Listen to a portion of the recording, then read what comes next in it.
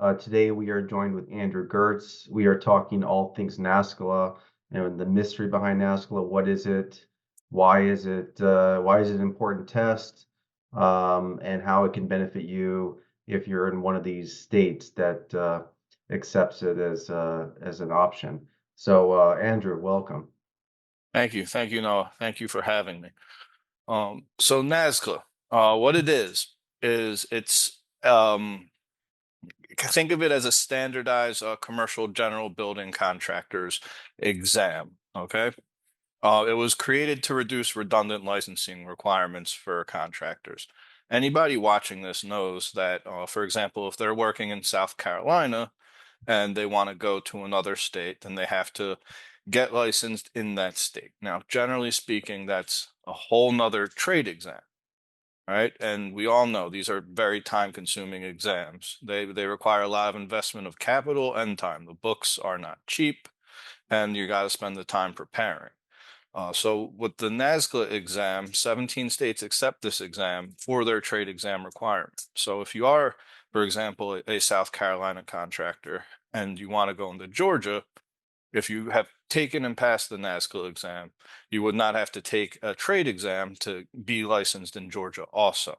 Okay, interesting. So we have a little bit of a PowerPoint just so that people can see something as we're kind of going through it. So let me share that real quick.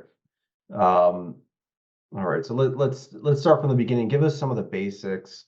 You just told us what is NASCLA, but talk us through the difference between participating states and some of the formats. Okay. So um, there's 17 states that accept NASCLA exam scores. Eight of them are what you would call administering states, where they administer the exam.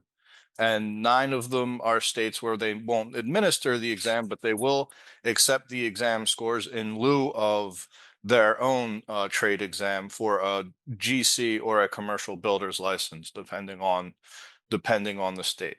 The NASCLA exam is an open book exam, 24 books. It's about 45 pounds of books, so it's a Hmm. lot of books, but that's pretty comparable when you compare it to other GC exams. All of these exams use a lot of books. Open book exam. It's 115 questions, 330-minute exam. That breaks down to just under 3 minutes, 3 minutes a question. And remember, you have the 24 books in front of you. And the NASCLA exam, again, similar to a lot of other licensing exams, this test, the reason why folks may struggle with it, it's not because they don't know how to do their job. They have no business being a contractor. A lot of times they're just running out of time scrambling with the 24 different references they have in front of them on exam day. So talk me through the reason why, because we obviously work with a lot of contractors in a number of these states, and what's the reason that somebody will make a decision between choosing a state-specific contractor? Give us a few examples, and why might they think of doing the NASCLA accredited GC? Okay. Well, a lot of it comes down to a variety of factors. A big one that I encounter with a lot of my students is their location, right? If I talk to a South Florida guy, right, they'll take the Florida GC exam to work in Florida, right? Now, that's not saying they wouldn't take the NASCLA exam, but a big factor is the location. Whereas if I talk to a Jacksonville guy or a Panhandle guy, someone on the closer to the border with Georgia or Alabama, Mississippi, right?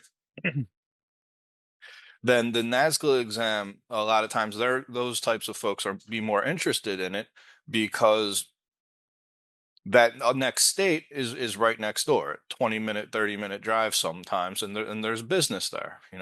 Conversely, especially around the borders, whenever a storm hits, right? Um, there's a lot of work, and frankly, with these storms we had last October, there was more work than there was contractors to perform it. Mhm. Um, now there were some, emergency orders to extend licensing, extend scope for folks, but those are expiring, and there's still work to be done.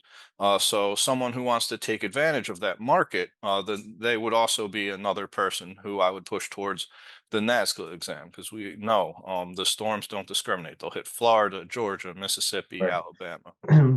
And I want to throw out one that I've heard a lot of, and if you're looking, if you're working for, let's say, an employer, or you're somebody that is not out on their own, but you're looking to grow in your career, the ability to have, if you have, let's say, a Georgia specific license versus a NASCLA license, you're instantly marketable to a lot more employers who work in multi-state opportunities.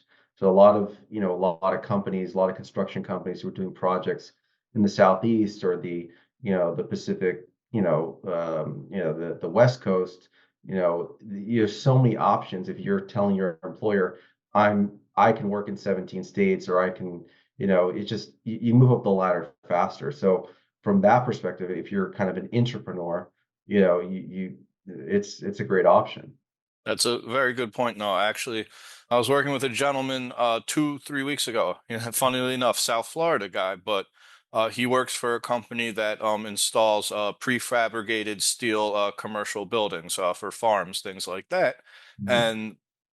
And that was the very reason he wanted to do the NASCLA exam.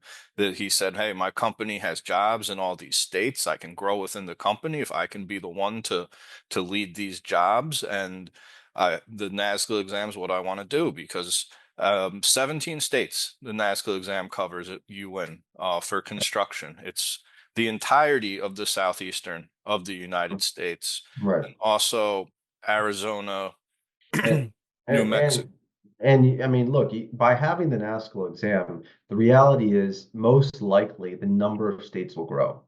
That's usually what happens. We've seen it happen slowly with NASCLA, but you can anticipate over, NASCLA has its own lobby. They have their own money, and they're constantly lobbying to get more states to accept their exam. And that means if you're already you're grandfathered into, let's say, adding another state down the line. And so, it's almost a no-brainer if you have if you're willing to really go for it. What do you think, Andrew? Oh, I couldn't agree more. I think you just have to look at what is the business and finance exam in states Georgia, Arkansas, Alabama, South Carolina, North Carolina. All of these states' business and finance exams are the NASCLA Contractors Guide, the business law and Mm. project management specific to that state. Right, So the organization, to your point, they have the size, they have the capacity to they're only going to expand. They really are becoming the standard for licensing. right, right. Okay, well, let's talk about some of the areas that you're going to cover on the exam. So one of the great things about the NASCLA exam, and it's administered by a company PSI, and similar to all the PSI exams, the scope of the exam is readily available, right? So you can see exactly how many questions you're going to get on the specific subject areas on the exam. Okay. So general requirements, 25 questions. Site construction, 15 questions. Then you see concrete, masonry, metals, wood, about a half dozen questions plus or minus, through thermal and moisture protection, doors, windows, and glazing, finishing, mechanical, plumbing, electrical. And then you see a lot of questions on procurement, right? Mhm. Procurement and contracting requirements. So this kind of gives you an idea of the areas to focus on in the reference books, specifically when you're preparing for the exam. And just shout out to our content team at One Exam Prep. When they design our courses, when they're designing our book by book practice tests and all our content for this exam, they're taking this into account. They're not just giving you randomized questions. There's a method to the madness. They want to make sure that they're hitting these subject areas. So if you get a question on that subject area, You'll immediately recognize it'll be a spot in the book you've already been to in our practice exams, and you'll open right up to it, and you'll get that question done within the time frame allotted for the question. Again, just under 3 minutes. It's about 2 minutes and 48 seconds, I believe. Okay. Great. Okay. Um, let's talk about a little bit more on the scheduling and things like that. So, if you're interested in taking the exam, it's kind of it, they say you have to apply to take the exam, right? Can be a little confusing. People see the word apply, they're like, "Oh, I'm applying for the license. This is a serious application." No, not at all. It takes about 10 minutes. It's basic paperwork. This isn't your licensing application, right? This is just to take the NASCLA exam. And you're gonna get approved. There's very you won't not get approved. Is once you are approved to take the exam, you're going to have a year to pass the exam, and you get 3 attempts though. So it's a year or 3 attempts. Once that year passes, or you use your 3 attempts, you have to reapply. Mm-hmm. Okay. Scheduling the exam, it's very straightforward, very easy. You go to psiexams.com, you register with them. It's like signing up for Facebook or anything else. It takes 10 seconds. You create a password, confirm your email, right? Mm-hmm. Um, and then you're gonna put in your zip code, and it's you're gonna put in the radius you want to drive. Great thing about PSI and the NASCLA exam is these testing centers are all over. So you're not going to have to go on a road trip. You're not going to have to get a hotel room. Just put in the radius you want to drive, and it'll show you the testing centers within that radius and the dates they have the exam available. This exam, you can take it year round. There's no specific dates for it. You just schedule it at the testing center local to you. Okay. Okay. And results are typically posted, uh, on their website Yep. or at the time of testing. So the results, um, give them 48 hours. You'll know you passed at the exam center, but give them 48 hours to get it into their portal. And once it's Mm-hmm. in their portal, another great thing about NASCLA is you can then electronically send your transcripts to what other state or municipality you're using those scores for. And those Okay. scores will stay in there forever. Um, Okay. All so right. just to give folks an example, if I pass the NASCLA exam, say I'm going for Georgia general contractor, and I Mm-hmm. pass the NASCLA exam, 10 years from now, I want to go into South Carolina. I just my transcripts will be there, my scores will be on file, and I will have NASCLA send them to the South Carolina Construction Board. Right. Okay. Great. Well, I know we have a lot of different options on how someone could study and prep for the exam. You want to go through a couple of, we put a couple here on the board. Why don't you take us through some of these options? Okay. I'll start with the application, right? Now that's not the application to take the exam. That's the application with your specific state municipality for the license. So for example, Georgia, you're going to submit that application first, right? Before you even sit for the exam. Where South Carolina, it comes after. Okay. So what we do is we have a team of application specialists who are going to meet with you. They're going to go through the application with you line by line, right? Then they're going to let you know exactly what information they need from you to complete this application. And then they prepare it, they make sure it's perfect. They make sure all the T's are crossed, the I's are dotted, and everything is worded in the way the state likes to see it. No, share a quick anecdote. Good buddy of mine, in the construction industry. I worked with him for many years. He was filling out an application to be a financial responsible officer for a contractor company in Florida. Now, this is a guy who's been in the business many years. I can do the application myself. I don't need anybody's help, right? Well, on the business paperwork with the state, his title is a manager, and manager spelled out. On the application he submitted for the financial responsible officer, he abbreviated his title, the manager, to MGR. Right, makes sense. Okay. Yeah, it makes sense, right? Mhm. Not to the state, it doesn't make sense because it did not match that paperwork. His Mhm. application was delayed 3 months. That was 3 months where Wow. the business couldn't function, 3 months where they were losing revenue because of a silly Mhm. mistake. Our Mhm. experts know these things and they're trained on these things. These are the types of things they catch. So I always recommend it's a drop in the bucket compared to what you stand to lose if you don't get it done the right way. Right. Definitely. Now, for the exam itself, the most cost-effective thing to do is we have a book and course rental package. You're going to want to rent these books. I don't know anybody who wants all 24 of these books sitting around their house, 45 pounds of books. They're never going to touch them again.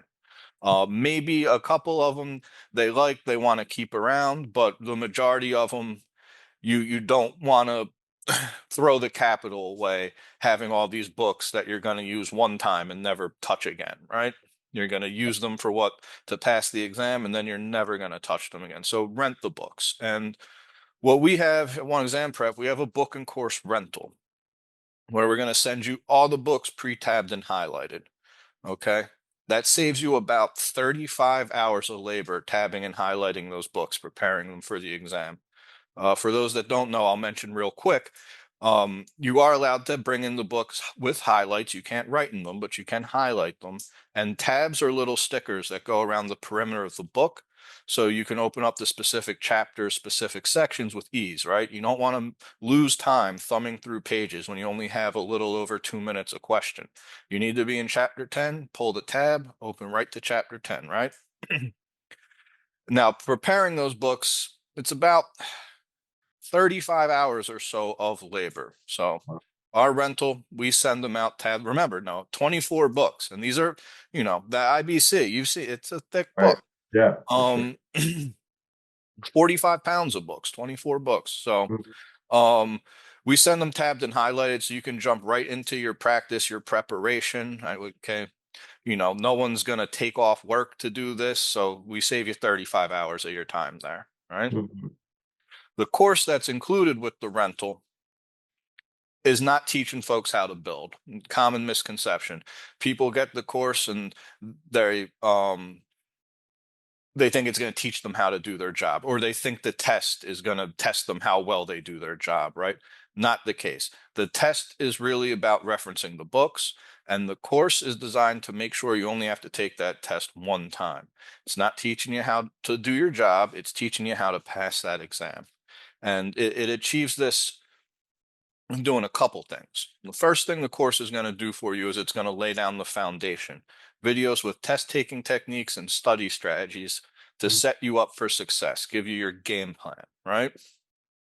And then we get into the meat and potatoes, how we get to our 98% pass rate. Okay. So we mentioned earlier, the reason folks will struggle with these exams is they not because they don't know how to do their job, but because they run out of time scrambling with the books on exam day.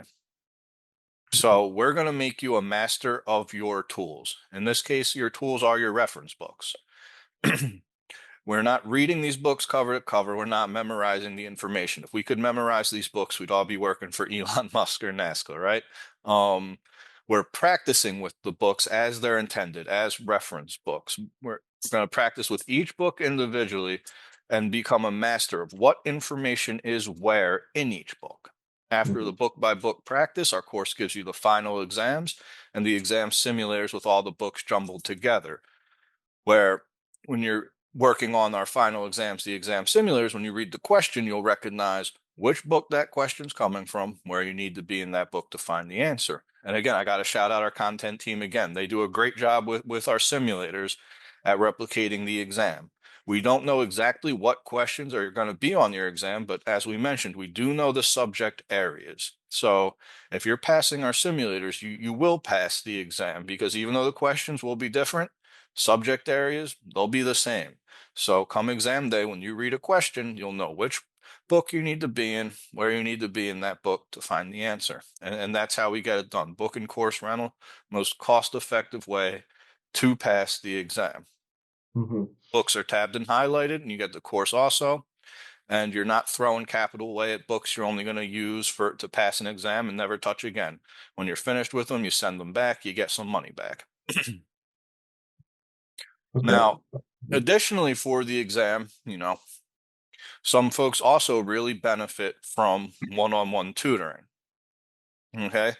If you're in the course and you just want that extra layer of security, right? You really just want to go in, no doubts, you're fully prepared. Our instructors, we have instructors who have passed this exam and tutor specifically to this exam. The one-on-one tutoring is a great option because they're gonna really hammer in any terms and concepts that you might be having difficulties with, and you're also going to get that real world experience from someone who's taken the exam, passed the exam, and teaches the exam every day. So the experience they'll share with you, very valuable, kind of a mastermind session as well. Okay, great. Okay, and I think that's really this was really meant to be just a brief synopsis of the exam. Obviously, there's so many nuances and the different states and the business exams, but in general, I think you gave us a pretty good, thorough review of it. If anybody does want to get a hold of Andrew, here's his email, andrew@oneexamprep.com, where you can give us a call, 954-210-3030. And all the information is on the website at oneexamprep.com. Andrew, do you have any last thoughts you want to share? The same thing I share with everybody every time. You don't want to limit yourself, right? Mhm. If you're not sure if the NASCLA exam's for you, right? If you're like, oh, but I don't know if I'm going to be in those other states, maybe you never know where you're going to be 2 years from now, 3 years from now, right? If you're a contractor and you're looking to build, don't limit yourself. You could meet somebody, and you know how life goes. It's crazy. You could meet somebody, you guys could hit it off, and they could say, oh, you're a contractor. Hey, I need this land developed in Georgia, right? Mhm. Now you could either say, oh, I have my license in South Carolina. I could get the license in Georgia. Or you could say, oh, I only have the license in South Carolina right now, but it's really not too difficult for me to reciprocate with Georgia because I took the NASCLA exam. So don't limit yourself. Don't miss out on opportunities down the road. And I'll say that the contractors I've spoken to, especially the general contractors, the ones who know about NASCLA, I would say that many of them do regret not just going for the NASCLA exam, knowing that, nowadays crossing state lines is very common when you're working with big companies. And I find that if you're already taking a test, the NASCLA is a little bit harder, but it's the same prep time, same prep work. And a lot of people find that they wish they had gone for it. Well, no, really appreciate you taking the time. Thank you so much for inviting me back on Yeah, again. sure. Yeah, no, I'm glad we talked about this subject, and we'll again have you back on to talk about another subject in the future. Awesome. Thank you very much, sir. It's been a pleasure as always.